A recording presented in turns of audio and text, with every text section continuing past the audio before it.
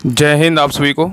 तो चलिए शुरुआत करते हैं आज के इस क्लास में। ज्ञान बिंदु जीएस एकेडमी जो सर के द्वारा बिहार पुलिस के लिए फुल लेंथ टेस्ट करवाया जा रहा है, तो इसी का जो है ना टेस्ट नंबर 15 कंप्लीट करेंगे। और ये देखिए टेस्ट हुआ था 10/7/2025 को टेस्ट हुआ था, तो इसी का पूरा 100 क्वेश्चन देखने वाले हैं। तो सभी लोग ध्यानपूर्वक पूरी क्लास को देखिएगा, अंत तक जो है ना क्लास को जरूर देखिएगा, तभी आपको क्लास का 100% फ़ायदा मिलेगा। और ये देखिए जो टेस्ट है ना बिहार पुलिस का, ये आखिरी टेस्ट है। इसका सारा टेस्ट सीरीज का ख़त्म हो चुका है, क्योंकि पता है कि आपको 16 तारीख से एग्ज़ाम होने वाला है। तो आप सभी से हम यही कहेंगे, जो भी क्लास राहुल स्टडी ग्रुप पे करवाया गया है वो आप सभी क्लास को जो है ना बारी बारी से रिवीजन कर लीजिए। और इसका देखिए 2 पार्ट में जो है ना, एक सेट में 5 सेट और एक वीडियो में जो है ना 5 सेट आपका रिवीजन करवाया गया है।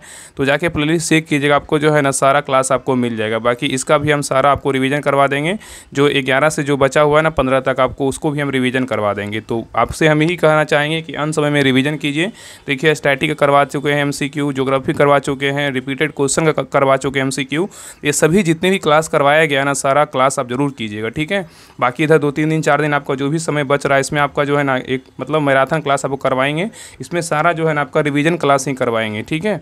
तो आप लोग जितना हो सके आप रिवीजन कीजिए। बाकी आप लोग के लिए स्पेशल जो है ना नोट्स आपको दिया जा रहा है, उसको भी आप ज़रूर पढ़िए। आपका 100% सिलेक्शन होगा। बस विश्वास करके जो है ना, बस भगवान का नाम लीजिए, अपने ऊपर माँ मम्मी पापा का नाम लीजिए, 100% जो है ना सिलेक्शन होगा और आराम से सिलेक्शन होगा। बस इतना हड़बड़ाना नहीं है। बाकी हम यही कहेंगे, बस रिवीजन कीजिए, ठीक है। तो चलिए शुरुआत करते हैं। Practice set number 15। थोड़ा सा क्लास आने में लेट हो गया, इसके लिए हम रियली सॉरी। थोड़ा सा क्या बोलें, मतलब कभी कभी जो है ना कुछ परेशानियां हो जाती है, तो कभी कभी ये हो जाता है। लेकिन हम आपसे ज़्यादा बेचैन हम खुद रहते हैं कि हम बहुत लोग वेट कर रहे हैं क्लास का, हम क्लास नहीं करवा पा रहे हैं। मतलब क्या ही बोले, लेकिन ऐसा कभी बिल्कुल नहीं होगा। कभी कभी मतलब हो जाता है, एक आध दिन हो जाता है, लेकिन ऐसा बिल्कुल नहीं होगा, ठीक है। तो चलिए शुरुआत करते हैं प्रैक्टिस सेट नंबर 15। तो देखिए प्रैक्टिस सेट नंबर 15 का पहला क्वेश्चन कह रहा है कि हड़प्पा संस्कृति के निम्नलिखित स्थलों में से कौन सिंध में जो है ना अवस्थित है, बताइए। बहुत अच्छा क्वेश्चन है। कर हड़प्पा संस्कृति के निम्नलिखित स्थलों में से कौन सिंध में अवस्थित है, कौन है। तो हड़प्पा जो है ना, हड़प्पा ये भी सिंध में अवस्थित है, मोहनजोदड़ो भी है और क्या है, चंदोदड़ो भी है, ठीक है। तो तीनों क्या है, तो सिंध में अवस्थित है। तो सही उत्तर क्या होगा, आप ये देखिए कर सही उत्तर का चयन कीजिए। तो सही उत्तर क्या होगा, तो ऑप्शन नंबर ए हो जाएगा, 1, 2, 3, ठीक है। याद रखिएगा कि हड़प्पा जो है ना रावी नदी किनारे बसा हुआ है, मोहनजोदड़ो बोलेगा तो सिंधु नदी किनारे बसा हुआ है, और चंदोदड़ो बोलेगा तो जो है भी क्या है, तो सिंधु नदी किनारे बसा हुआ है, ठीक है। चलिए नेक्स्ट क्वेश्चन पे आइए।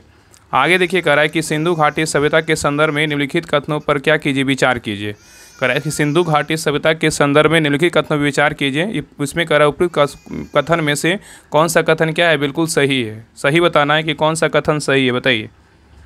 तो देखिए पहला कह रहा है सिंधु घाटी सभ्यता के बारे में कह रहा है, यह प्रमुखता जो है ना लौकिक सभ्यता तथा इसमें धार्मिक तत्व यद्यपि उपस्थित था और वर्चस्व जो है ना शाली नहीं था। ये क्या है, तो बिल्कुल सही है। सिंधु घाटी सभ्यता के बारे में कह रहा है कि यह प्रमुखता जो है लौकिक सभ्यता तथा उसमें धार्मिक तत्व यद्यपि उपस्थित था और वर्चस्वशाली नहीं था। ये क्या है, बिल्कुल सही है।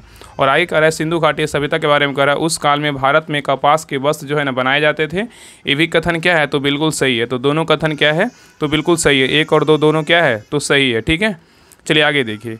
नेक्स्ट कह रहा है कि गायत्री मंत्र की रचना जो है ना किसने की, बताइए। गायत्री मंत्र की रचना किसने की थी, बताइए। तो 3 का सही उत्तर होगा ऑप्शन नंबर बी, विश्वामित्र ने किया। कौन किया, विश्वामित्र ने किया। और गायत्री मंत्र का उल्लेख पूछेगा कि किस वेद में है, तो किस वेद में है, तो ऋग वेद में है। किस वेद में है, तो ऋग वेद में है, ठीक है। नेक्स्ट आइए।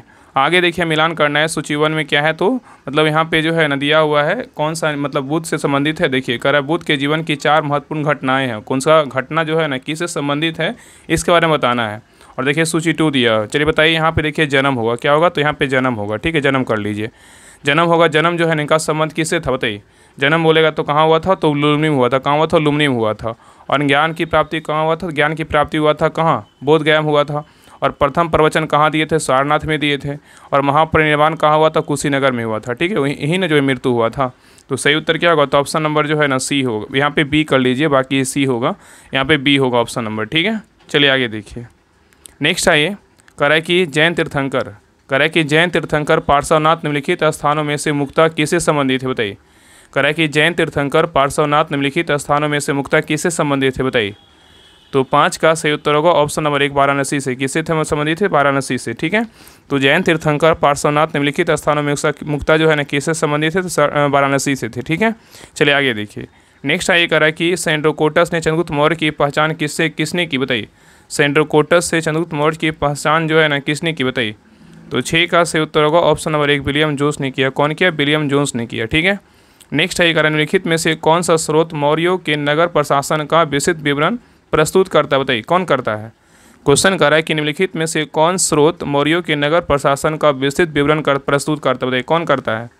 तो 7 का सही उत्तर होगा ऑप्शन नंबर बी, मेगास्थनीज के क्या करता है, इंडिका करता है। ठीक है, और इंडिका जो पुस्तक किसकी है, तो मेगास्थनीज की है। ठीक है, चलिए आगे देखिए। नेक्स्ट देखिए क्वेश्चन नंबर 8 है। यहाँ पे देखिए क्या करना है, मिलान करना है। सूची 1 में क्या है, तो शासक है, और सूची 2 में क्या है, तो उपाधि है। कौन सा शासक का उपाधि क्या था, इसके बारे में जो है ना बताना है। चलिए बताइए, अशोक का जो उपाधि था क्या था, बताइए। अशोक का जो उपाधि था क्या था, प्रियदर्शी। क्या था, प्रियदर्शी था। और कनिष्क का उपाधि बोलेगा तो क्या होगा, कनिष्क का उपाधि बोलेगा तो क्या होगा, बताइए। तो कनिष्क का उपाधि बोलेगा तो क्या था, विक्रमादित्य था। क्या था, विक्रमादित्य। ठीक है, और नेक्स्ट देखिए खारवेल। खारवेल की उपाधि बोलेगा तो क्या था, तो खारवेल का उपाधि बोलेगा तो क्या था, कलिंग चक्रवर्ती था। और कुमारगुप्त का उपाधि बोलेगा तो क्या था, तो कुमारगुप्त का उपाधि था महेंद्रदित्य था। क्या था, महेंद्रदित्य था। ठीक है, तो उत्तर क्या हो जाएगा, ऑप्शन नंबर जो है ना 4 1 2 3। 4 1 2 3 किसी में नहीं, तो इसका ऑप्शन ई कर लीजिए। 4 1 2 और 3 कर लीजिए। ठीक है, चलिए आगे देखिए। नेक्स्ट है ये निम्नलिखित में से किस गुप्त शासक ने सर्वप्रथम सिक्के जारी किए थे, मतलब यहाँ पे कर लीजिए सोने के सिक्के। क्या होगा, तो सोने के सिक्के जारी किए थे। ठीक है, तो कह रहा है निम्नलिखित में से किस गुप्त शासक ने सर्वप्रथम सोने के सिक्के जारी किया था, किसने किया था, बताइए। तो 9 का सही उत्तर होगा ऑप्शन नंबर 1, चंद्रगुप्त प्रथम किया था। कौन किया, चंद्रगुप्त जो है ना प्रथम किया था। ठीक है, तो यहाँ पे कह रहा है कि किस गुप्त शासक ने सर्वप्रथम सोने के सिक्के जारी किया, तो चंद्रगुप्त प्रथम ने जारी किया। चलिए आगे देखिए। नेक्स्ट है ये कह रहा है कि चोलों की राजधानी थी, कहाँ थी, बताइए। चोलों की जो राजधानी थी कहाँ थी, बताइए। तो 10 का सही उत्तर होगा ऑप्शन नंबर क्या होगा, तो डी, तंजौर था। कहाँ था, तंजौर था।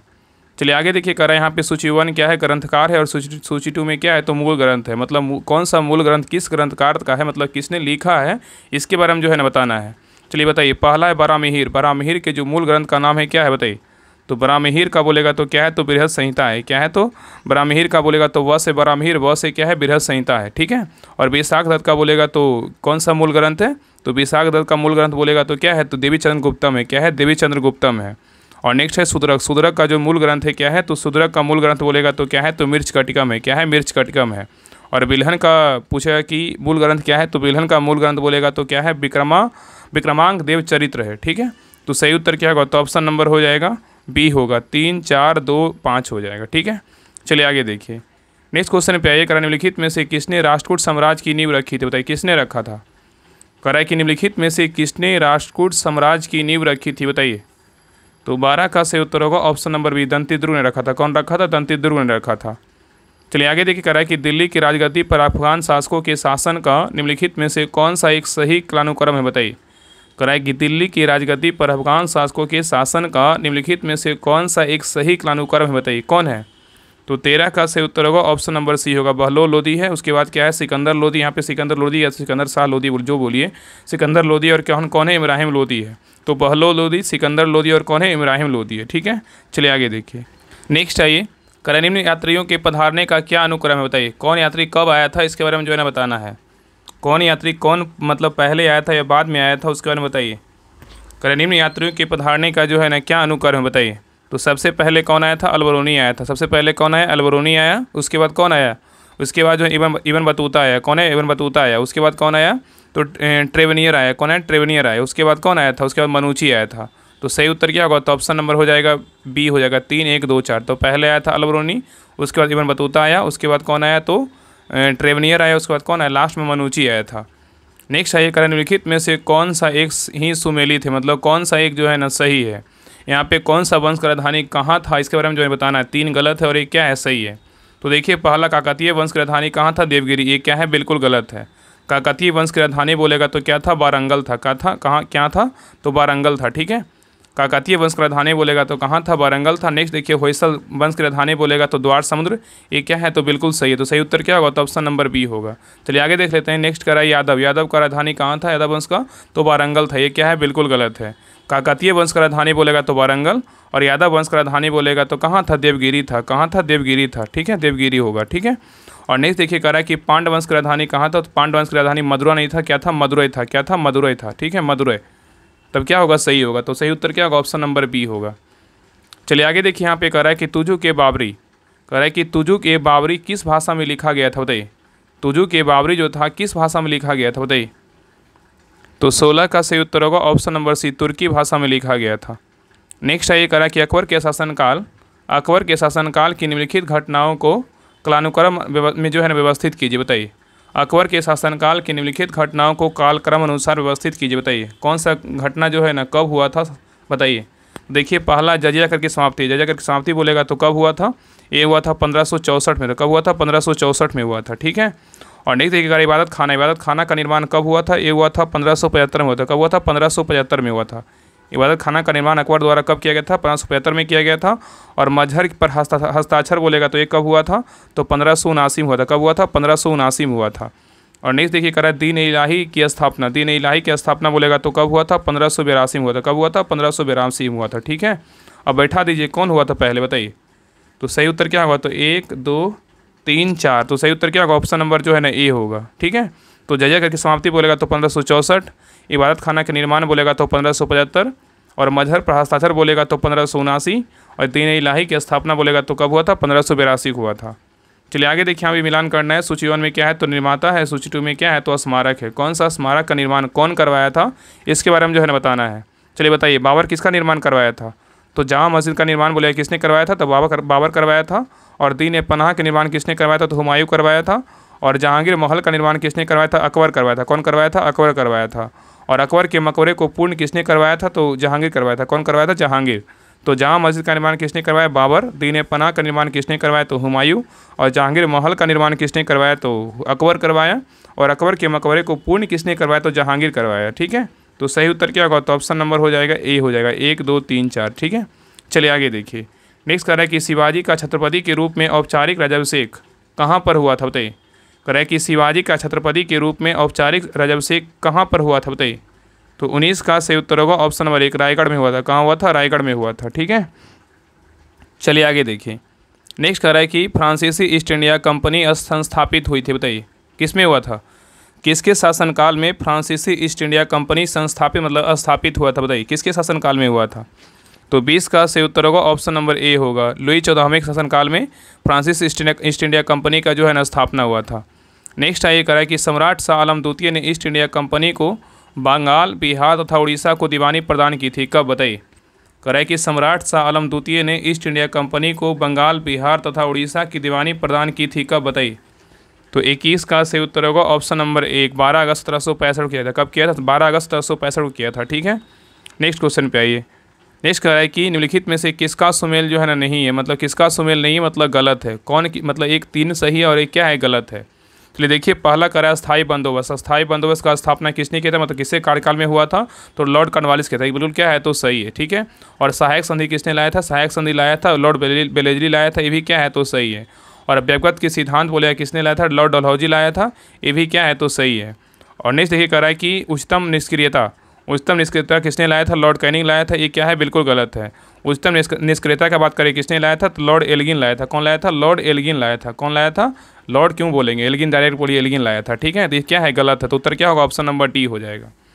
चलिए आगे देखिए, यहाँ पे मिलान करने बोल रहा है। यहाँ पे कह रहा है कि कौन सा विद्रोह का जो है ना कहाँ से नेतृत्व किए थे, कौन किए थे, इसके बारे में बताना है। चलिए बताइए, झांसी जो है ना, झांसी से मतलब नेतृत्व किसने किया था, बताइए। 1857 की क्रांति, बताइए। झांसी से कौन थे, झांसी से बोलेगा तो कौन थे, रानी लक्ष्मीबाई थे, ठीक है, नाम पे ही है। लखनऊ से बोलेगा तो कौन थे, बताइए। तो लखनऊ से बोलेगा तो कौन थे, बेगम हजरत महल थे। और कानपुर से बोलेगा तो कौन थे, कानपुर से बोलेगा तो कौन थे, बताइए। तो अजीमुल्ला खान थे। और फैजाबाद से बोलेगा तो कौन थे, फैजाबाद से बोलेगा तो मौलवी अहमद शाह थे, ठीक है। तो सही उत्तर क्या होगा, तो ऑप्शन नंबर ए होगा। चलिए आगे देखिए, नेक्स्ट आइए कह रहा है कि महात्मा गांधी से संबंध निम्नलिखित आश्रमों में से कौन सबसे पुराना है, बताइए। महात्मा गांधी से संबंध निम्नलिखित आश्रमों में से कौन सबसे पुराना है, मतलब कौन सा आश्रम का स्थापना कब हुआ था, जो पहले हुआ था, जो पुराना है, इसके बारे में जो है बताना है। तो देखिए पहला है साबरमती। साबरमती आश्रम का स्थापना कब हुआ था, तो साबरमती आश्रम का स्थापना जो हुआ था 1915 में हुआ था। कब हुआ था, 1915 में इसका स्थापना किया गया था। और फिनिक्स आश्रम का स्थापना जो डरबन में है, ये फिनिक्स आश्रम का स्थापना कब हुआ था, 1904 में हुआ था। कब हुआ था, 1904 में हुआ था, ठीक है। और नेक्स्ट है वर्धा आश्रम का स्थापना कब हुआ था, 1936 में हुआ। कब हुआ था, 1936 में हुआ था। और आगे देखिए सदाकत आश्रम जो पटना में, इसका स्थापना कब हुआ था, तो सदाकत आश्रम का जो स्थापना हुआ था कब हुआ था, 1921 में हुआ था। तो बताइए सबसे पुराना कौन है, बताइए। तो क्या हो जाएगा, बताइए। तो ऑप्शन नंबर बी हो जाएगा, फिनिक्स आश्रम का स्थापना 1904 में हुआ था, यही क्या है, तो पुराना है। तो ऑप्शन नंबर क्या होगा, तो सही उत्तर होगा ऑप्शन नंबर बी होगा। चलिए आगे देखिए कह रहा है कि बारदौली सत्याग्रह कब हुआ था, 1928 में हुआ था। इसका नेतृत्व किसने किया था, बताइए। बारदौली सत्याग्रह 1928 का नेतृत्व किसने किया था, बताइए। तो 25 का सही उत्तर होगा ऑप्शन नंबर 1 सरदार वल्लभ भाई पटेल ने किया था। नेक्स्ट आइए करा कि सौरमंडल में क्षुद्र ग्रह मतलब एस्ट्रॉयड छोटे खगोलीय पिंड है, ये जिन ग्रहों के मध्य पाए जाते हैं वे कौन है बताइए। कह रहा है कि सौरमंडल में क्षुद्र ग्रह मतलब एस्ट्रॉयड छोटे खगोलीय पिंड हैं, ये जिन ग्रहों के मध्य पाए जाते हैं वे कौन सा है बताइए। तो 26 का सही उत्तर होगा ऑप्शन नंबर मंगल और क्या है बृहस्पति है। नेक्स्ट आइए करा कि अधोलिखित मतलब नीचे लिखी कौन सी चट्टान में क्या है जीवाश्म नहीं पाए जाते, मतलब यहाँ पूछा है कि नहीं पाए जाते बताइए। करा अधोलिखित मतलब नीचे लिखी कौन सी चट्टान में जीवाश्म नहीं पाया जाता बताइए, कौन सी चट्टान में जीवाश्म नहीं पाया जाता बताइए। तो 27 का सही उत्तर होगा ऑप्शन नंबर बी ग्रेनाइट में जो है जीवाश्म नहीं पाया जाता, लेकिन कांग्लोमेरेट में पाया जाता है, सेल में पाया जाता है, बलुआ पत्थर में जो है ना पाया जाता है। ठीक है, चलिए आगे देखिए। नेक्स्ट है करा निम्नलिखित में से कौन सा महाद्वीप क्षेत्रफल के अनुसार क्या है सबसे बड़ा है बताइए। करा निम्नलिखित में से कौन सा महाद्वीप क्षेत्रफल के अनुसार सबसे बड़ा है बताइए। देखिए यहाँ पर अगर बात करें कि क्षेत्रफल के अनुसार और जनसंख्या के अनुसार सबसे बड़ा महाद्वीप बोलेगा तो कौन सा है, तो एशिया है, लेकिन ऑप्शन में क्या है एशिया नहीं है, तो यहाँ पे क्या हो जाएगा, तो ऑप्शन नंबर बी होगा अफ्रीका हो जाएगा। अगर बात करें कि क्षेत्रफल के अनुसार या तो जनसंख्या के अनुसार सबसे बड़ा महाद्वीप कौन सा है, तो एशिया है, लेकिन ऑप्शन के अनुसार यहाँ पे क्या होगा, तो अफ्रीका होगा। ठीक है, चलिए आगे देखिए। आगे देखिए यहाँ पे मिलान करने बोल रहा है, यहाँ पे क्या करना है मिलान करने। चलिए बताइए जिब्राल्टर की संधि जो है ना, जिब्राल्टर जो जल संधि है किसके किसके बीच अवस्थित है बताइए। जिब्राल्टर जल संधि जो है किसके किसके मध्य है बताइए। तो जिब्राल्टर जल संधि बोलेगा तो किसके मध्य है, तो ये जो है ना अफ्रीका और क्या है अफ्रीका व यूरोप के मध्य है। नेक्स्ट देखिए करा कि मलक्का जल संधि, मलक्का जल संधि किसके बीच है बताइए। मलक्का जल संधि बोलेगा तो किसके बीच है, इंडोनेशिया और मलेशिया के मध्य है। ठीक है, नेक्स्ट देखिए करा कि बेरिंग जल संधि, बेरिंग जल संधि किसके बीच है, तो बेरिंग जल संधि बोले एशिया व उत्तरी अमेरिका के मध्य है। नेक्स्ट ये करा कि हार्मुज जल संधि, हार्मुज जल संधि किसके बीच है, तो फारस की खाड़ी और ओमान की खाड़ी के मध्य है। तो याद रखिए इंडोनेशिया व मलेशिया के मध्य कौन सी जल संधि है, तो मलक्का जल संधि है, और फारस की खाड़ी व ओमान की खाड़ी के मध्य कौन सी जल संधि है, तो ये है हार्मुज जल संधि। और अफ्रीका व यूरोप के मध्य कौन सी जल संधि है, तो यह अफ्रीका और यूरोप के मध्य कौन सा जल संधि है, तो ये हो जाएगा कौन, जिब्राल्टर की जल संधि है। और एशिया व उत्तरी अमेरिका के बीच कौन सा जल संधि है, तो बेरिंग जल संधि है। तो सही उत्तर क्या होगा, तो ऑप्शन नंबर हो जाएगा 3 1 4 2, 3 1 4 2, ऑप्शन नंबर क्या होगा, तो सी होगा। चलिए आगे देखिए, यहाँ भी देखिए मिलान करने बोल रहा है। देखिए मिलान करने की सर इसलिए देते हैं ना कि एक क्वेश्चन में जो है ना 4 क्वेश्चन मिल जाता है। अगर मान लीजिए अगर 4 क्वेश्चन में आपका एक भी क्वेश्चन पूछ दिया तो सोचिए कितना ये हो जाता है आपका। तो ये 15 सेट जो है ना आप लोग रिवीजन कर लीजिएगा। बाकी जो इसके पहले जो टेस्ट करवाया गया था वो भी बहुत इंपॉर्टेंट टेस्ट है, वो भी हम आपको करवा देंगे।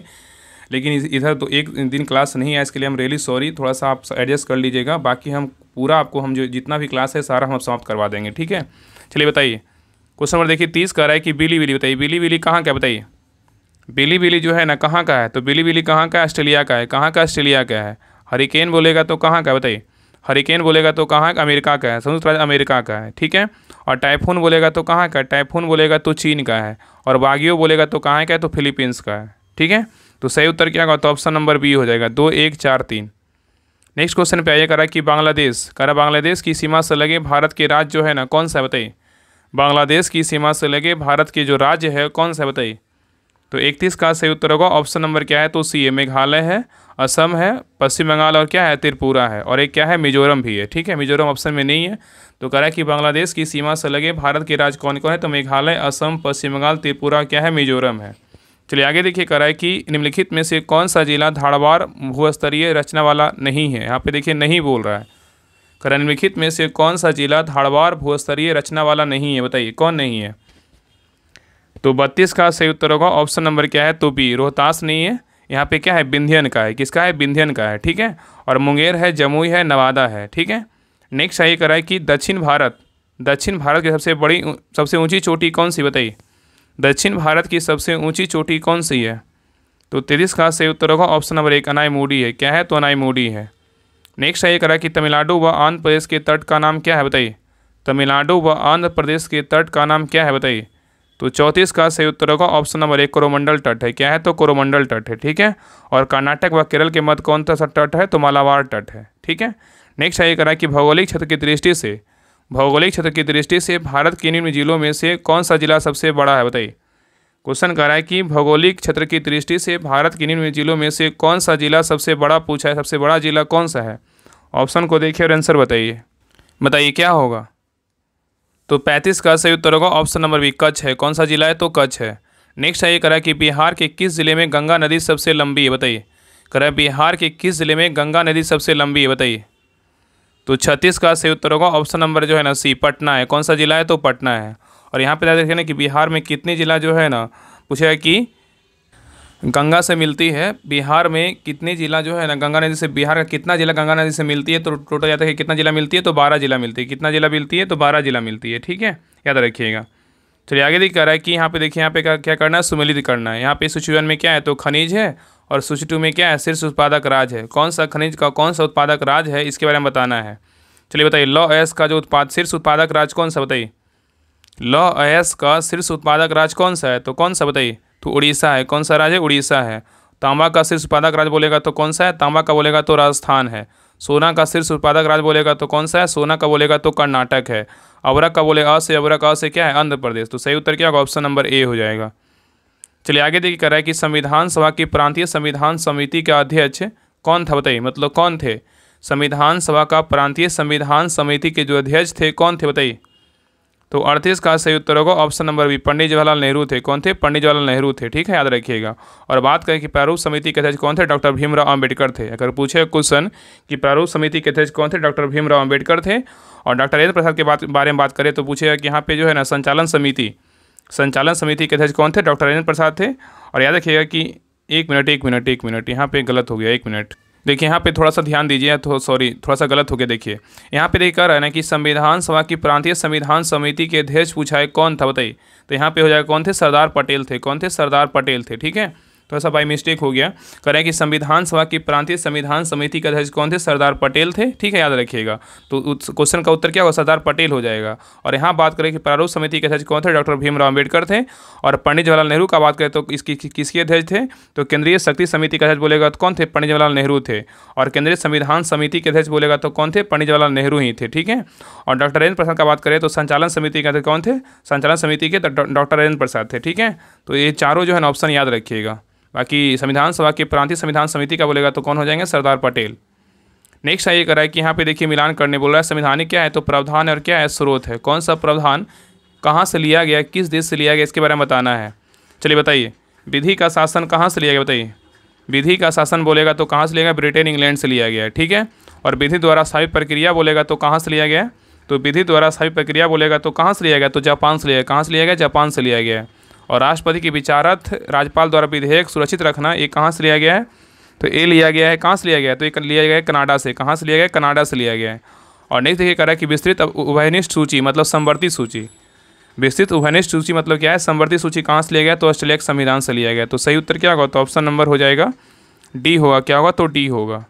चलिए आगे देखिए, यहाँ भी क्या करना है, मिलान करना है। चलिए बताइए, अनुच्छेद 14 का जो संबंध है किससे, बताइए। अनुच्छेद 14 का जो संबंध है किससे, बताइए।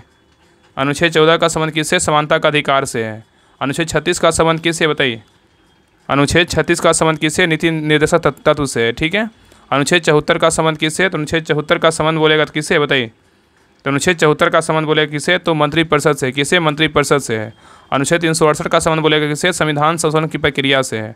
तो ऑप्शन नंबर क्या होगा, सही उत्तर होगा ऑप्शन नंबर हो जाएगा डी होगा। क्या होगा, तो डी होगा। 3 4 2 1। चलिए आगे देखिए, नेक्स्ट कह रहा है कि भारत के संविधान की प्रस्तावना में कितने प्रकार का न्याय, स्वतंत्रता, समानता एवं भ्रातृत्व का उसी क्रम में जो है ना उल्लेख किया गया, बताइए। क्वेश्चन कह रहा है कि भारत के संविधान की प्रस्तावना में कितने प्रकार का न्याय, स्वतंत्रता, समानता एवं भ्रातृत्व का जो है उसी क्रम में उल्लेख किया गया, बताइए। तो 41 का सही उत्तर होगा ऑप्शन नंबर ए। कितने, तो 3 प्रकार का जो है न्याय है, 5 प्रकार का स्वतंत्रता है, 2 प्रकार का समानता है, 1 प्रकार का जो है भ्रातृत्व का उल्लेख किया गया है, ठीक है। नेक्स्ट है ये करा कि संविधान के प्रथम अनुच्छेद के अनुसार भारत है क्या है, बताइए। संविधान के प्रथम अनुच्छेद के अनुसार भारत क्या है, बताइए। तो 42 का सही उत्तर होगा ऑप्शन नंबर डी, राज्यों का क्या है, तो यूनियन है। नेक्स्ट है ये करा निम्नलिखित में से कौन सा एक सुमेलित नहीं है। यहाँ पे बोल रहा है कौन एक सुमेलित नहीं है। ऑप्शन को देखिए और आंसर बताइए। बताइए यहाँ पे कौन गलत है, बताइए। तो देखिए पहला का अनुच्छेद 23। अनुच्छेद 23 का जो संबंध है किससे, तो मानव के दुर्व्यापार एवं बाल बलात्श्रम का प्रतिबंध है। इसका संबंध किससे, अनुच्छेद 23 से है। मानव के दुर्व्यापार एवं बलात्श्रम पर प्रतिबंध बोलेगा तो इसका संबंध किससे, अनुच्छेद 23 से। बिल्कुल क्या है, सही है। और कारखानों आदि में बालकों के लिए नियोजन का प्रतिषेध बोलेगा तो किसमें, अनुच्छेद 24 में है। ये भी क्या है, तो सही है। और धार्मिक कार्यों के प्रबंधन की स्वतंत्रता बोलेगा तो अनुच्छेद 26 से है। ये भी क्या है, बिल्कुल सही है। और शिक्षण संस्थानों की स्थापना और प्रशासन करने का अल्पसंख्यक वर्गों का अधिकार बोलेगा अनुच्छेद किसका 29 से है, ये क्या है, गलत है। शिक्षण संस्थानों की स्थापना और प्रशासन करने का अल्पसंख्यक वर्गों का अधिकार बोलेगा, इसका संबंध किस अनुच्छेद से है, इसका संबंध जो है ना आर्टिकल कितना से, तो 30 से। कितना अनुच्छेद जो है ना 30 से संबंधित है। अनुच्छेद 29 में क्या है, तो अनुच्छेद 29 में क्या है, तो अल्पसंख्यक के हितों के संरक्षण से संबंधित है। ठीक है, अल्पसंख्यक के हितों के संरक्षण संबंधित बोलेगा कौन सा अनुच्छेद, अनुच्छेद जो है ना 29 है। और शिक्षण संस्थानों की स्थापना और प्रशासन करने का अल्पसंख्यक वर्गों का अधिकार बोलेगा तो कौन सा अनुच्छेद में, तो अनुच्छेद 30 में है। ठीक है, चलिए आगे देखिए। नेक्स्ट क्वेश्चन पे आइए करा कि भारत का संविधान स्पष्टता प्रेस की आज़ादी की व्यवस्था नहीं करता है किंतु ये आज़ादी से अंतर्निहित है, अनुच्छेद कौन सा बताइए। कह रहा है कि भारत का संविधान स्पष्टता प्रेस की आज़ादी की व्यवस्था नहीं करता है किंतु ये आज़ादी अंतर्निहित है, बताइए कौन सा अनुच्छेद में। तो 44 का सही उत्तर होगा ऑप्शन नंबर 1 अनुच्छेद 19 के ए के अ में है। चलिए नेक्स्ट आइए करें निम्नलिखित में से कौन सा एक सही सम्मिलित नहीं, यहाँ भी क्या है, कौन सा एक गलत है, गलत के बारे में बताना बताइए। तो देखिए पहला कह रहा है अनुच्छेद 39, अनुच्छेद 39 का संबंध किससे, समान न्याय एवं निःशुल्क विधिक सहायता बोलेगा कौन सा अनुच्छेद है, अनुच्छेद 39 है। समान न्याय एवं निःशुल्क विधिक सहायता बोलेगा इसका संबंध किस अनुच्छेद से, अनुच्छेद 39 से है। और ग्राम पंचायतों का संगठन बोलेगा इसका संबंध किस अनुच्छेद, अनुच्छेद 40 से है। और समान नागरिक संहिता बोलेगा इसका संबंध किस अनुच्छेद, अनुच्छेद 44 से है। और आगे देखिए करा न्यायपालिका, करा न्यायपालिका व कार्यपालिका को पृथककरण बोलेगा इसका संबंध किससे, तो अनुच्छेद 48 से। ये क्या है, तो बिल्कुल गलत है। याद रखिएगा कि न्यायपालिका का कार्यपालिका का पृथककरण बोलेगा तो इसका संबंध किस अनुच्छेद से, अनुच्छेद जो है ना 50 से। किससे, अनुच्छेद 50 से। ठीक है, और यहाँ पे देखिए अनुच्छेद 48 से किसका संबंध है, तो अनुच्छेद 48 से जो है ना राज्य परिषद की रक्षा, मतलब राज्य पर्यावरण की रक्षा और सुधार करने का जो है ना प्रयास किया गया, मतलब पर्यावरण से संबंधित कौन सा अनुच्छेद है, अनुच्छेद जो है ना 48 है। ठीक है, तो यही क्या है, गलत है। डी नंबर क्या है, गलत था। चलिए आगे दिख रहा है कि भारतीय संविधान के किस अनुच्छेद के अंतर्गत राष्ट्रपति संसद के दोनों सदनों द्वारा पारित किसी बिल पर अपनी स्वीकृति रोक सकता है, बताइए। क्वेश्चन कर रहा है कि भारतीय संविधान के किस अनुच्छेद के अंतर्गत राष्ट्रपति संसद के दोनों सदनों द्वारा पारित किसी बिल पर अपनी स्वीकृति रोक सकता है, बताइए कौन सा अनुच्छेद के तहत, बताइए। तो 46 का सही उत्तर होगा ऑप्शन नंबर क्या होगा, अनुच्छेद जो है ना क्या होगा, तो 111 होगा। क्या अनुच्छेद से क्या 111 होगा, तो ऑप्शन नंबर क्या होगा, तो डी होगा। चलिए आगे देखिए, कह रहा है कि संविधान असाधारण, कह रहा है कि संविधान असाधारण परिस्थितियों में राष्ट्रपति को राज्यपाल में के कर्तव्यों का निर्वहन हेतु बंद कर सकता है, कौन सा अनुच्छेद, बताइए। तो 47 का सही उत्तर होगा ऑप्शन नंबर 1 अनुच्छेद कितना, 160 में। ठीक है, नेक्स्ट क्वेश्चन पे आइए। कह रहा है कि भारत का महान्यायवादी किसके द्वारा नियुक्त किया जाता है, बताइए। भारत का महान्यायवादी किसके द्वारा नियुक्त किया जाता है, बताइए। तो 48 का सही उत्तर होगा ऑप्शन नंबर बी, भारत के राष्ट्रपति द्वारा क्या होता है, नियुक्त होते हैं। ठीक है, नेक्स्ट आइए कह रहा है कि संविधान का निम्न अनुच्छेदों में से कौन सा एक उपबंधित करता है कि मत बराबर होने की दशा में लोकसभा के अध्यक्ष का मत निर्णायक होगा और वह क्या है उसका प्रयोग करेगा, बताइए। क्वेश्चन कर रहा है कि संविधान का निम्न अनुच्छेदों में से कौन सा एक उपबंधित करता है कि मत बराबर होने की दशा में लोकसभा के अध्यक्ष का मत निर्णायक होगा और वह उसका क्या है प्रयोग करेगा, बताइए कौन सा अनुच्छेद। तो 49 का सही उत्तर होगा ऑप्शन नंबर से, अनुच्छेद कितना है, तो 100 है। चलिए आगे देखिए, यहाँ पे मिलान करना है। सूची 1 में क्या है, तो पद है। सूची 2 में क्या है, तो व्याख्या है। कौन सा पद का क्या व्याख्या है इसके बारे में जो है ना बताना है। चलिए अच्छे से ऑप्शन को देखिए और आंसर बताइए। तो देखिए पहला करा राजकोषीय घाटा, राजकोषीय घाटा का जो व्याख्या है क्या है, बताइए। तो राजकोषीय घाटा का व्याख्या क्या है, तो ऋण दानों को घटाकर कुल प्राप्तियों की तुलना में कुल व्यय की जो है ना अधिकता है। राजकोषीय घाटा का जो संबंध है किससे, तो ऋणदाताओं को घटाकर कुल प्राप्तियों की तुलना में कुल व्यय की क्या है, अधिकता है। ठीक है, और नेक्स्ट देखिए कह रहा है कि बजटीय घाटा, बजटीय घाटा का जो संबंध है मतलब व्याख्या है किससे है, तो बजटीय घाटा का जो व्याख्या है क्या है, तो इसका जो व्याख्या है, इसका व्याख्या कुल प्राप्तियों की तुलना में कुल व्यय की जो है अधिकता है। और राजस्व घाटा का व्याख्या क्या है, तो राजस्व घाटा का व्याख्या की बात करें क्या है, तो राजस्व घाटा की व्याख्या बात करें तो ये राजस्व प्राप्तियों की तुलना में राजस्व व्यय की क्या अधिकता है। और प्राथमिक घाटा का बात करें, प्राथमिक घाटा क्या है, तो प्राथमिक घाटा में क्या है, ऋणदानों और ब्याज अदायगियों को घटाकर कुल प्राप्तियों की तुलना में कुल व्यय की क्या अधिकता है। ठीक है, तो सही उत्तर क्या होगा, तो ऑप्शन नंबर हो जाएगा 3, 1, 2, 4। तो ऑप्शन नंबर क्या होगा, तो ऑप्शन नंबर हो जाएगा ए हो जाएगा। चलिए आगे देखिए, नेक्स्ट आइए करा यहाँ पे करा निम्नलिखित घटनाओं पर ध्यान दें और उन्हें कालानुक्रम में व्यवस्थित करें। बोला नीचे दिए कूट को सही उत्तर का चुनाव कीजिए, इसमें कौन सा जो है ना सही उत्तर बताइए। मतलब घटनाओं पर ध्यान दें कालानुक्रम में जो है व्यवस्थित करने बोल रहा है, कैसे होगा बताइए। तीनों क्रम में जो है सजाना है। तो देखिए पहला गरीबी हटाओ, गरीबी हटाओ कब आया था, गरीबी हटाओ कब हुआ था, ये हुआ था 1971 में हुआ, कब हुआ था 1971 में हुआ था। ठीक है, और नेक्स्ट देखिए कह रहा है कि बैंकों का राष्ट्रीयकरण कब हुआ था, ये हुआ था 1969 में, पहली बार 1969 में हुआ था। ठीक है, और नेक्स्ट ये कह रहा है कि हरित क्रांति का प्रारंभ कब हुआ था, हरित क्रांति का जो प्रारंभ हुआ था कब हुआ था, तो 1965 में। कब हुआ था, 1965 में हुआ था। ठीक है, तो बैठाइए क्या होगा, तो पहले हो जाएगा 3 नंबर, पहले होगा 3 नंबर, पहले हरित क्रांति का प्रारंभ होगा, उसके बाद क्या होगा, उसके बाद हो जाएगा 2 नंबर, उसके बाद क्या 1 नंबर होगा। तो ऑप्शन नंबर क्या होगा, तो बी होगा। चलिए आगे देखिए, कह रहा है कि भारतीय रिजर्व बैंक आरबीआई के संबंध में निम्नलिखित में कथनों पर विचार कीजिए। कह रहा है इन कथनों में से कौन सा कथन सही है, बताइए। तो देखिए पहला क्या कह रहा है आरबीआई के बारे में, कह रहा है कि वह केंद्र सरकार का बैंकर है। आरबीआई बिल्कुल क्या है, तो सही है। आरबीआई के बारे में कह रहा है वह केंद्र सरकार का बैंकर है, बिल्कुल सही है। और नेक्स्ट कह रहा है कि वह मौद्रिक नीति बनाता है और लागू करता है, बिल्कुल क्या है, तो सही है। और नेक्स्ट कह रहा है कि वह अंतर्राष्ट्रीय मुद्रा कोष के सिलसिले में सरकार के एजेंट के रूप में काम करता है आरबीआई, बिल्कुल क्या है, तो सही है। और नेक्स्ट कह रहा है कि वह भारत सरकार के ऋणदान कार्यक्रम को संचालित करता है, ये भी क्या है, तो सही है। तो सही उत्तर क्या होगा, तो ऑप्शन नंबर सी 1 2 3 4 क्या है, सही है। चलिए आगे देखिए, कह रहा है कि सेबी अधिनियम कब पारित हुआ था, बताइए। सेबी अधिनियम जो था कब पारित हुआ था, तो सेबी अधिनियम कब पारित हुआ था तो इसका हुआ था 1992 में। कब हुआ था, 1992 में हुआ था। और सेबी का स्थापना बोलेगा तो कब हुआ था, 1988 में हुआ था। अधिनियम बोलेगा तो 1992, स्थापना बोलेगा 1988। चलिए आगे देखिए, कह रहा है कि WTO, कह रहा है कि WTO का मुख्यालय अवस्थित है कहाँ, बताइए। WTO का जो मुख्यालय है कहाँ अवस्थित है, बताइए। तो 54 का सही उत्तर होगा ऑप्शन नंबर 1 जिनेवा में है। कहाँ है, तो जिनेवा में है। नेक्स्ट ये कह रहा है कि एंगस्ट्रम की इकाई क्या है, बताइए। एंगस्ट्रम इकाई है किसका, बताइए। तो 55 का सही उत्तर होगा ऑप्शन नंबर 1 तरंगदैर्घ्य की इकाई क्या है, तो एंगस्ट्रम है, ठीक है। तो कह रहा है एंगस्ट्रम इकाई है किसकी, तरंगदैर्घ्य की। नेक्स्ट देखिए यहाँ पे मिलान करने बोल रहा है। यहाँ पे सूची 1 में क्या है, तो भौतिक राशियाँ है। सूची 2 में क्या है, तो इकाई है। कौन सी भौतिक राशि की इकाई, क्या इकाई है, इसके बारे में बताना है। चलिए बताइए, त्वरण की इकाई क्या है, बताइए। त्वरण की इकाई बोलेगा क्या है, तो मीटर प्रति सेकंड क्या है, स्क्वायर होगा। क्या होगा, मीटर प्रति सेकंड स्क्वायर होगा, ठीक है। और नेक्स्ट देखिए, बल का इकाई क्या है, तो बल का इकाई बोलेगा तो क्या है, तो न्यूटन है। कृत कार्य का इकाई बोलेगा तो क्या है, कृत कार्य का इकाई बोलेगा तो क्या है, तो जूल है। आवेग का इकाई बोलेगा तो क्या है, न्यूटन सेकेंड है। तो सही उत्तर क्या होगा, तो ऑप्शन नंबर डी हो जाएगा। चलिए आगे देखिए, यहाँ भी क्या करना, मिलान करना, बताइए। स्टेथोस्कोप का प्रयोग कहाँ करते, बताइए। स्टेथोस्कोप का प्रयोग कहाँ करते हैं, तो हृदय की ध्वनि सुनने के लिए स्टेथोस्कोप का प्रयोग करते हैं, ठीक है। तो हृदय की ध्वनि सुनने के लिए स्टेथोस्कोप का प्रयोग करते हैं। और स्फिग्नोमैनोमीटर का प्रयोग कहाँ करते, बताइए। स्फिग्नोमैनोमीटर का प्रयोग कहाँ करते हैं, तो रक्तचाप मापने के लिए स्फिग्नोमैनोमीटर का प्रयोग करते हैं। और कैरिटोमीटर का प्रयोग कहाँ करते, बताइए। कैरिटोमीटर का प्रयोग कहाँ करते हैं, सोने की शुद्धता पता लगाने के लिए कैरिटोमीटर का प्रयोग करते हैं। और लक्सीमीटर का प्रयोग कहाँ करते हैं, तो प्रकाश की तीव्रता मापने के लिए लक्सीमीटर का प्रयोग करते हैं, मतलब लक्स मीटर का प्रयोग करते हैं। तो ऑप्शन नंबर क्या हो जाएगा, तो ऑप्शन नंबर हो जाएगा सी हो जाएगा। 3 4 2 1। चलिए आगे देखिए, करें कि वर्षा की बूंद गोलाकार आकृति कारण क्या है, बताइए। वर्षा की बूंद की गोलाकार आकृति का जो कारण है क्या है, बताइए। तो 58 का सही उत्तर होगा ऑप्शन नंबर बी, क्या है, पृष्ठतनाव है। क्या है, पृष्ठतनाव है। नेक्स्ट है ये करा कि निम्न में से किसकी तरंग लंबाई सबसे अधिक होती है। करा निम्न में से किसकी तरंग लंबाई सबसे अधिक होती है, किसकी होती है, बताइए। तो 59 का सही उत्तर होगा ऑप्शन नंबर डी, रेडियो तरंग का होता है। किसका होता है, रेडियो तरंग का होता है। नेक्स्ट है ये करा कि परमाणु जिनमें प्रोटॉनों की संख्या समान परंतु न्यूट्रॉनों की संख्या भिन्न भिन्न रहती है, क्या कहलाता है, बताइए। करा परमाणु जिनमें प्रोटॉनों की संख्या समान परंतु न्यूट्रॉनों की संख्या भिन्न भिन्न रहती है, क्या कहलाता है, बताइए। बताइए क्या होगा। तो सही उत्तर क्या होगा, तो ऑप्शन नंबर डी होगा, समस्थानिक बोलते हैं। क्या बोलते हैं, समस्थानिक मतलब आइसोटोप बोलते हैं। तो परमाणु जिनमें प्रोटॉन की संख्या समान परंतु न्यूट्रॉनों की संख्या भिन्न भिन्न रहती है, उसे क्या बोलते हैं, समस्थानिक कहते हैं। चलिए आगे देखिए, कह रहा है कि क्रोमेटोग्राफी की तकनीक का प्रयोग होता है कहाँ, बताइए। क्रोमेटोग्राफी तकनीक का प्रयोग होता है कहाँ, बताइए।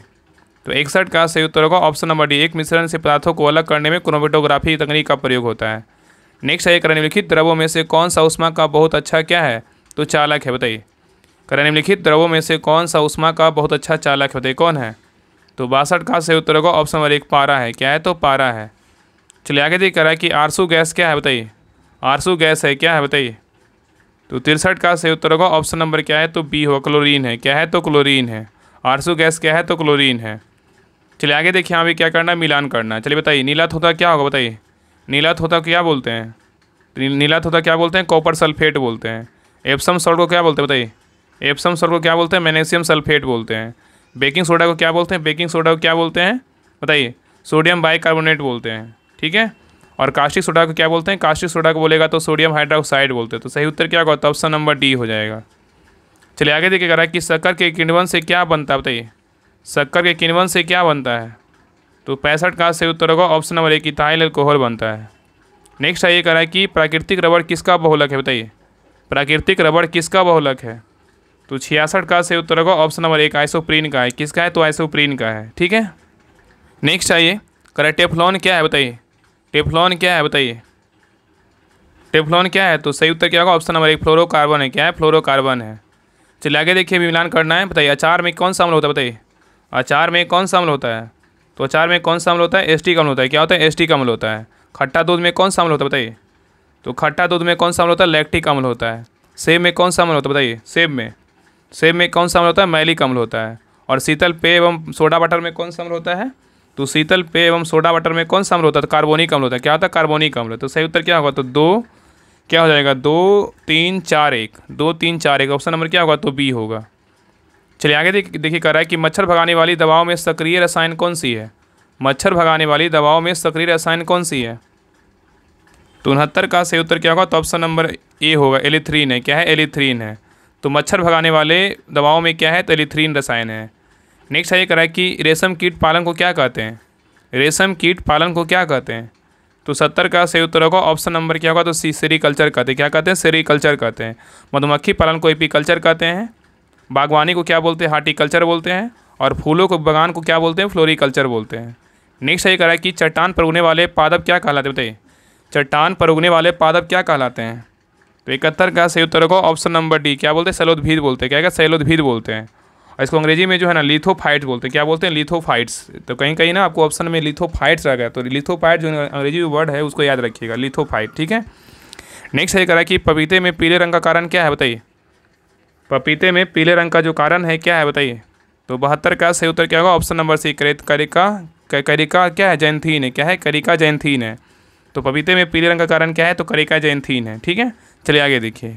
नेक्स्ट है, ये कह रहा है कि मेंडल के आनुवांशिकता का सिद्धांत किस पर आधारित है? बताइए मेंडल के आनुवांशिकता का सिद्धांत किस पर आधारित है? बताइए। तो 73 का सही उत्तर होगा ऑप्शन नंबर सी, लैंगिक जनन पर है। किस पे? तो लैंगिक जनन पर है। नेक्स्ट है, ये कह रहा है कि मानव शरीर में किस अंग में लसिका कोशिका बनती है? बताइए कह रहा है कि मानव शरीर में किस अंग में लसिका कोशिकाएं बनती है? किस में बनती है? बताइए। तो 74 का सही उत्तर होगा ऑप्शन नंबर डी, तिल्ली में बनता है। कहाँ बनता है? तिल्ली में बनता है। तो मानव शरीर के किस अंग में लसिका कोशिकाएं बनती है? तिल्ली में बनता है। नेक्स्ट ये कह रहा है कि एक स्वस्थ मनुष्य एक दिन में निम्नलिखित मात्रा में पेशाब करता है। कितना लीटर? बताइए। तो 75 का सही उत्तर होगा ऑप्शन नंबर 1, कितना? तो 1.5 लीटर। ठीक है। नेक्स्ट ये कह रहा है कि मानव शरीर में प्रोटीन का पाचन निम्नलिखित में से किस अंग में प्रारंभ होता है? बताइए मानव शरीर में प्रोटीन का पाचन निम्नलिखित में से किस अंग में प्रारंभ होता है? बताइए कहाँ होता है? तो 76 का सही उत्तर होगा ऑप्शन नंबर डी, अमाशय में होता है। इसको क्या बोलते हैं? पेट बोलते हैं। तो मतलब कहाँ होता है? तो अमाशय में होता है।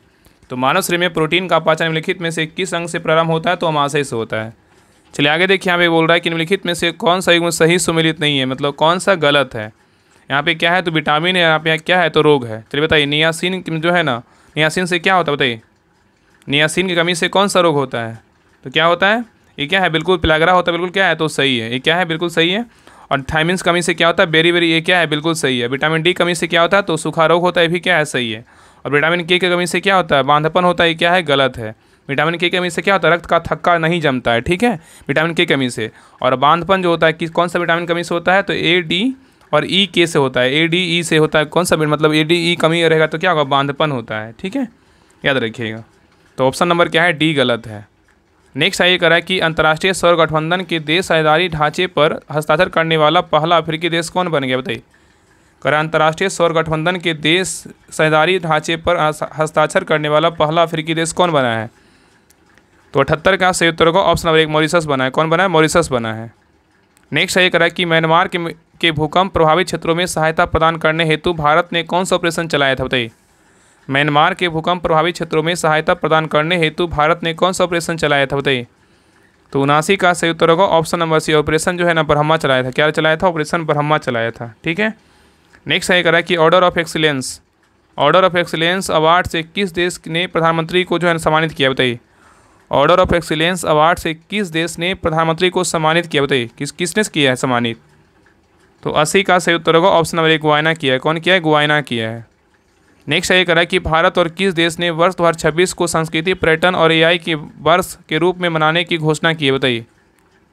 चलिए बताइए, क्वेश्चन कह रहा है कि भारत और किस देश ने वर्ष 2026 को संस्कृति, पर्यटन और एआई के वर्ष के रूप में मनाने की घोषणा की है? बताइए कौन सा देश किया है? तो 81 का सही उत्तर होगा ऑप्शन नंबर डी, स्पेन किया है। कौन किया? स्पेन किया है। चलिए आगे देखिए, कह रहा है कि भारत ने अपना पहला समुद्र पारीय जन औषधि केंद्र का उद्घाटन कहाँ किया? बताइए। कह रहा है कि भारत ने अपना पहला समुद्र पारीय जन औषधि केंद्र का उद्घाटन कहाँ किया, बताइए। तो 82 का सही उत्तर होगा ऑप्शन नंबर 1, मॉरिशस किया है। कौन किया है? मॉरिशस में किया गया है। ठीक है, तो भारत ने अपना पहला समुद्र पारीय जन औषधि केंद्र का उद्घाटन कहाँ किया? तो मॉरिशस में किया है। नेक्स्ट ये करा कि किस देश ने अपना पहला व्यापक जलवायु परिवर्तन कानून पारित किया? तो कौन सा देश किया है? करा किस देश ने अपना पहला व्यापक जलवायु परिवर्तन कानून पारित किया? बताइए कौन सा देश किया है? तो 83 का सही उत्तर होगा ऑप्शन नंबर बी, दक्षिण अफ्रीका किया है। कौन के? दक्षिण अफ्रीका किया है। नेक्स्ट ये करा कि पशुपालन पर कार्बन टैक्स लगाने वाला विश्व का पहला देश कौन बना? बताइए। पशुपालन पर कार्बन टैक्स लगाने वाला विश्व का पहला देश कौन बना? बताइए। तो 84 का सही उत्तर होगा ऑप्शन नंबर डी, डेनमार्क बना है। कौन बना? डेनमार्क बना है। नेक्स्ट ये करा कि न्यू डेवलपमेंट बैंक के नए सदस्य के रूप में किस देश को शामिल किया गया? बताइए। न्यू डेवलपमेंट बैंक के नए सदस्य के रूप में किस देश को शामिल किया गया? बताइए। तो 85 का सही उत्तर होगा ऑप्शन नंबर 1, अल्जीरिया को शामिल किया गया है। नेक्स्ट ये करा कि वर्ष 2025 की मानव विकास रिपोर्ट में भारत का स्थान कौन सा है? बताइए। करा कि वर्ष 2025 की मानव विकास रिपोर्ट में भारत का स्थान क्या है? बताइए। तो 86 का सही उत्तर होगा ऑप्शन नंबर बी, 130 है। कितना नंबर? 130 नंबर का है। ठीक है, मतलब इसका रैंक कितना है भारत का? 130वें नंबर का है। ठीक है, और मानव विकास सूचकांक जो है एचडीआई कौन जारी करता है? यूएनडीपी जारी करता है। कौन जारी करता है? यूएनडीपी जो है ना जारी करता है। कोई पूछता है कि मानव विकास सूचकांक जो है ना किसके द्वारा जारी किया जाता है? यूएनडीपी के द्वारा जारी किया जाता है। इसमें भारत का रैंक कितना? 130वां है। ठीक है, नेक्स्ट ये करा कि डिजिटल पायलट लाइसेंस पेश करने वाला दूसरा देश कौन बना है? बताइए। यहाँ देखिए क्वेश्चन जो है ना, मतलब नंबरिंग जो है ना गलत है। यहाँ 87 होगा, यहाँ पे क्या होगा? 88 होगा। ठीक है, 88 कर लीजिए। चलिए बताइए, डिजिटल पायलट लाइसेंस पेश करने वाला दूसरा देश कौन बना है? बताइए। तो 87 का सही उत्तर क्या होगा? ऑप्शन नंबर जो है ना बी होगा, भारत बना है। कौन बना है? तो भारत बना है। तो डिजिटल पायलट लाइसेंस पेश करने वाला दूसरा देश कौन बना है? तो भारत बना है। चलिए आगे देखिए। नेक्स्ट करा है कि ऐसे अवयव शब्द जिनका प्रयोग वाक्य में किसी पद पर विशेष बल देने की क्रिया मतलब किया जाता है कहलाते हैं। रिक्त स्थान की पूर्ति निम्न विकल्पों से कीजिए। बताइए। कह रहे ऐसे अवयव शब्द जिसका प्रयोग वाक्य में किसी पद पर विशेष बल देने की क्रिया किया जाता है कहलाते, क्या कहलाते हैं? बताइए। तो 88 का सही उत्तर क्या होगा? ऑप्शन नंबर बी, निपात कहते हैं। क्या कहते हैं? निपात कहते हैं। चलिए आगे देखिए। क्वेश्चन नंबर कितना होगा? तो 89 होगा। कितना? 89 होगा। कह रहा है identify the part of speech of the word aquatic. बताइए एक्वेटिक क्या होगा? एक्वेटिक क्या है? एक्वेटिक जो है ना क्या है? तो एक प्रकार का जो है ना एडजेक्टिव है। क्या है? एडजेक्टिव है। आगे देखिए कह रहा है fill in the blanks choosing the correct word from the option that follow. If he Khalistan we would go. बताइए। If he Khalistan we would go. बताइए क्या भराएगा? तो 89 का सही उत्तर क्या होगा? तो ऑप्शन नंबर डी होगा, केम होगा। क्या होगा? तो केम होगा। ठीक है, if he came we would go होगा। ठीक है, एक क्वेश्चन नंबर कितना है? तो 90 है। बाकी आगे देखिए 91 से क्या है? तो मैथ और रीजनिंग का क्वेश्चन है। इसका जो है सर आंसर नहीं बताएं, बाकी हम भी नहीं बनाए हैं, तो इसका जो आंसर हम टेलीग्राम चैनल पर डाल देंगे।